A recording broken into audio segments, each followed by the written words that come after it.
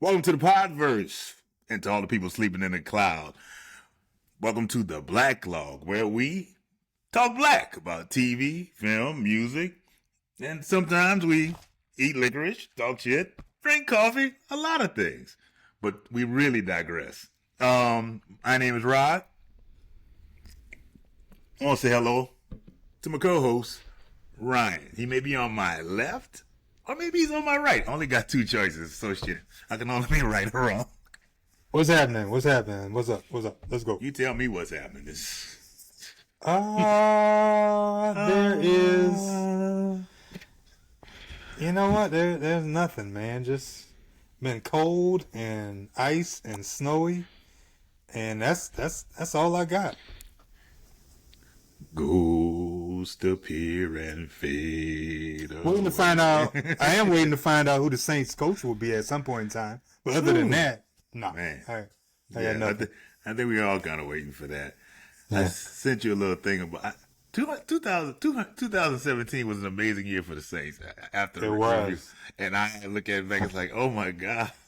I think I told a lot of people that year that if they wouldn't have messed up with that whole Minnesota thing, they were going to the Super Bowl. Man, that band Who was it? Nick Foles? Yeah. Nick Foles. Nah, that wouldn't have happened. Would not have happened. That band, that band was, we were Prince of the Revolution that year in '84. It was, I was like, my God, the coaching staff, Yeah. oh my God, and the players. So yeah, but there's neither here or there. This is the Black Law. Like I said, we talk black about TV, film, and you know the other stuff we do. Like I said, we've been going through the show Good Times. Today we're doing episode 10 and 11. No. Yes, episode 10 and 11. Look at you. No. I thought it was 11 and 12. Okay, maybe it's 11 and 12. Maybe I have it wrong. You know what? I have been incorrect, God knows, in my many years. So I'll be wrong. If it's I'm 11 and checking. 12, how about this? I can tell you for sure what it is. It is 11 and 12. It is 11 and 12, so they did 13 episodes the first year, not 12. Right, 13, yeah. Okay. That's right. Well, the point is, episode 11, 1-1, the TV commercial. To the point, just to the point. Yeah. Written by Lou Derman, Bill Davenport. They've written previous episodes, and directed by who else? But not my favorite Herb. This is the only Herb I know. Herb Kenowith directed the way. It's a Hall of Fame episode right here. Hall of Fame episode. We open on James doing the monthly bills and complaining. Being that you got a 6th grade education, I don't know if you should be doing this. I don't know how you too good on your math. You too good on your math, but that's me. Being as tight as money is in the Elvis family, I don't know if James with a 6th grade education should be balancing the checkbook. James, some things you good at. Sometimes you need to wait for Florida to get on. One thing. Maybe we should James let said I could Michael. count. Maybe we should let Michael do the balance the checkbook. Yeah. James is talking, complaining, making jokes and about the price. There's a joke about the price of stamps again. I really would like to know what happened in '75 with stamp price. Stamp must have gone from like 2 cents to 12 cents. Everybody just lost it, bro. There's a joke. I mean, if you think about it, when stamps went up, what was that, years and years ago, we were like, what? We were tripping. Well, yeah, Now people don't even use stamps. I know. I'll say I still use I them. mean, people mail stuff, but other than that, So when I go in, it's just like, give me 10. $35. What? How much is the stamp? Hold on. Did I miss 12? Did I miss 12 stamp increases? Oh my God. But like I said, the kid, he's complaining, and the kids offer, Daddy, I could get a part-time job, says Thelma. And me too, Michael says. And he brings his kids in like he always says, no. It's a father's job. I'll take care of the family. Y'all just get y'all education. There's one child who did not offer to get a job. I know, but I just kind of, there's something in me that wanted to see Michael respond the way he did when he was about to get that whipping. No, Daddy, why don't you get a job? That's what I want to do. Daddy, I know you mean well and everything, but you ain't got no job. This is getting kind of tight every week, man. Like I said, there is one child who didn't offer to get a job, and it's JJ. And he offers, and he comes in, and I guess the writer just said, "Hey, man, let's just have a barbell joke." It's Jimmy Walker. $18 for a set of barbells. I need $18 for a set of barbells. It's amazing what $18 could do. It is, because when I think about it, I think I went to I saw weights at like Target, but I don't recall them costing that much. You might be able to get a $5 barbell for $18 a day. Wait, no, that's easily 20. No, I don't know. Maybe so. I just don't remember. Maybe I don't remember. He wants a set. He wants a set for $18. I'm just saying. Oh, you might get one. You might get one for $8, and still that might be too little. That's $20 easily. James is still doing the bills, and he noticed that a toll call has to Oak Park, which is a suburb of Chicago. Mm-hmm. I know this because when they still got phone bills and they told you where you were calling, Brian Taylor used to live in Oak Park, Illinois. Oh, really? When he played with the Bears. Yep. Yep. That's also where Michael Jordan lived too. I think he lived in the area. I mean, that just used to be I guess an upscale area, because that's what they're saying. Like, I got this. What did Jimmy Walker say? JJ said, I got this highfalutin girl. Yeah, something like that. Oh, excuse me. And I don't want her to think I'm broke or whatever. I told her I'm the president of Motown, but I really wasn't lying because I said no time. I was like, oh my God. Florida steps off the elevator to meet Willona. Mm-hmm. Something I noticed in the back. They spray painted on the wall the Jets. Did notice that. And I kept looking at it like, what is that? What does that mean? What is it? If that is one of the gangs you think that's in Chicago, it is. They will be dead by now. You know what? The first thing that came to mind for me was, wow. Then I said, no. The group didn't come out till like 86 or 87. God. Really? I had to pause. Because that's the first thing I thought about. Did not think about the New York Jets. I thought about the Jets, the singing group from the 80s. I was like, that's interesting. When you said the Jets, I thought you were about to say New York Jets, but now you got me thinking, the Jets. What song did they have? I was thinking about it too. You got it all. Yeah. What is it? You got it all over him. Something like that. Yeah, something like that. Yeah. All over you. Wait. I gotta crush on you. Oh, I used to hate that song. I did too. Hated it. Yeah. Wait, this is why I know this, because in December, I saw something where it was a reunion, something passing like on Entertainment Tonight, and they showed the lead singer and one of the guys in the reunion of the Jets. Yes, and that was worthy of a story. Hey man, don't hate on it. Hey man, once a star, always a threat. Once a star, always a threat. At one point, they said Travolta was done. Okay, we're still waiting on the Jets. Why you hating on the Jets like that? Hey, New Edition's still out on tour. MC Light's on tour. Hey man, the Jets are not. We don't know that. They were singing somewhere, and they were doing the little dance. I got a crush on. Yeah, man.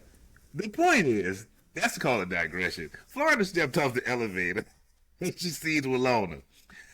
Um, Walona, Walona, you won't believe what happened. I was in the grocery store, squeezing the squash. I was like, Lord, as much as you complain about money, I know you can't afford squash. I don't know if you can afford squash. Squash is a squash, man. They put some bacon with it. No, I'm not saying you can't, but I think they can't afford it. They can't. The way these people, all they can afford is greens. Greens, thank you. She says a man from an advertising agent came to me and talked to her about being in the TV commercial. Said that I had an honest face. And Walona kept saying, you do have an honest face. She kept hammering it home.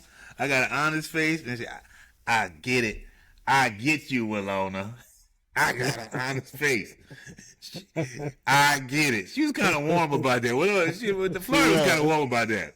Yeah, but Walona did keep going in on it. She didn't let up on it. She didn't let up on it. And the only thing you got is an honest, plain face, Florida. I get it. I get you, Walona. Florida enters the house and brings the news. And everyone, JJ said, you mama? Florida is all up in her feelings and stuff about this. What you mean? Yeah. I mean, come on, bro. People keep on. First you got Walona. Then you got your son coming in talking about, you mama? What are you talking about, man? She got warm about that. Thelma, and they talk about she wants everybody excited she's going to be in a commercial. And then they start, speculating how it's going to be. And what is it? JJ he imitates her being on a mountain, and he speaks poor English. And Thelma just gets in her feelings like, my mama's not going to speak poor English. Thelma really had issues, bro, during this episode with JJ and his grandma. Like, his grandma has been top notch for the past 10 episodes. I think she's just more swole up about her mama because her mama ain't going on TV, even though she responded to her. James said they just jiving, and Florida says, baby, I'm going to speak good English. Maybe you should just say proper English. How about that? That's what you said. And JJ said, that's right.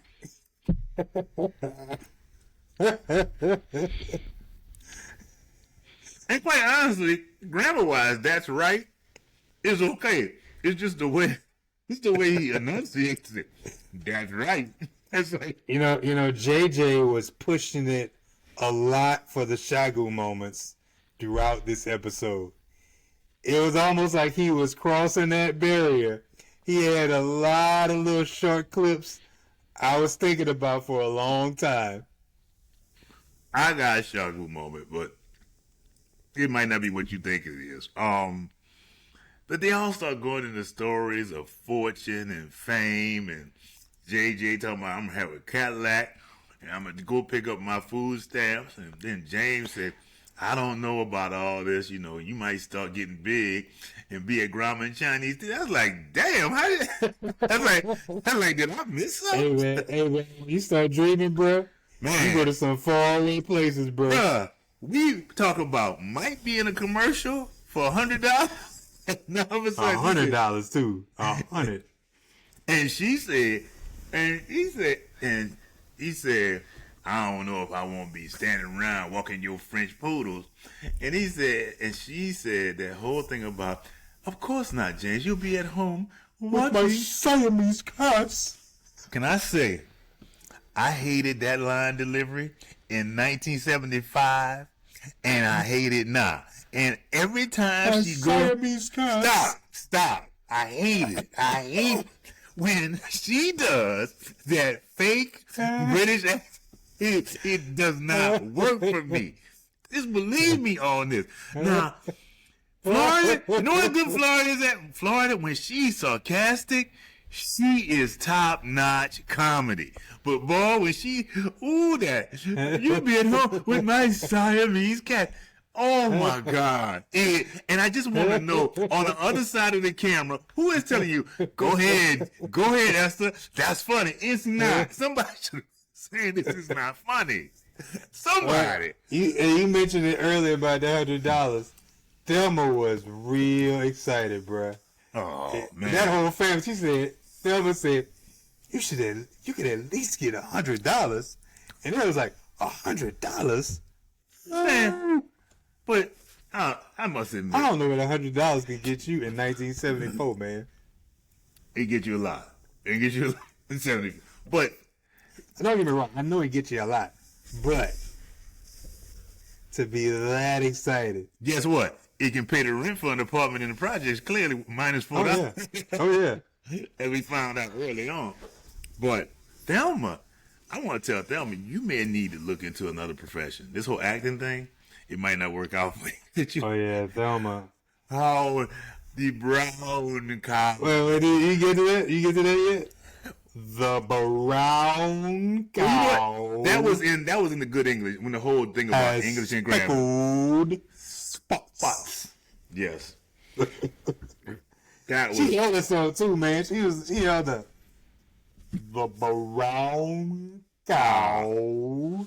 These are my acting exercises. I was like, I don't know who teaching these exercises, baby. Yeah, she Velma is such a thespian and teacher of the arts after attending the community workshop theater over there in Cabrini Green. That's the same place where all those old painters come from. All those painters. It must be. Painting Sweet Daddy Williams. But Thelma and JJ start arguing over again, and they start arguing, and the phone rings, and it's like a moment in the horror. Everybody stops. It's like Eddie Murphy as Buckwheat. That's how everybody responds. That's how everybody responded. And James is like, who's gonna get the phone? Somebody goes get the phone. I don't know, James. I don't know. What is that? Answer the phone, man. One looks like Eddie Murphy. One of them looks like Eddie Murphy in the Buckwheat, doing Buckwheat. And James looked like one of the monsters out of Thriller. It's like JJ is looking at it like everybody did have a look. Answer the phone, and then James answers the phone, and he's like,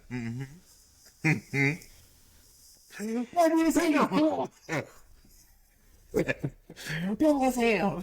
Just lost it. And everybody gets to the phone, and she put the phone to her ear, and everybody's like, Everybody try to listen. I like when Florida went, what? Can you repeat that? What did you say? And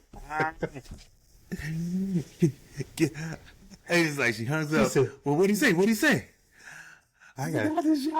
No, but you got to go. She said, I got to sit down. I need some water. Get your mama some water. Get your mama some water. And she's like, but as she said, I got the job, she started going through this. She said, but James, they say something. She started talking about reruns and this and that. And he said, if all go, well, I could end up with $5,000.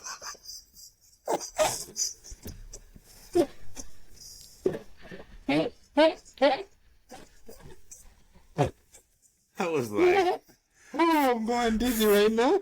$5,000? Oh, man. Bro, that was like something out of a Broadway play, bro.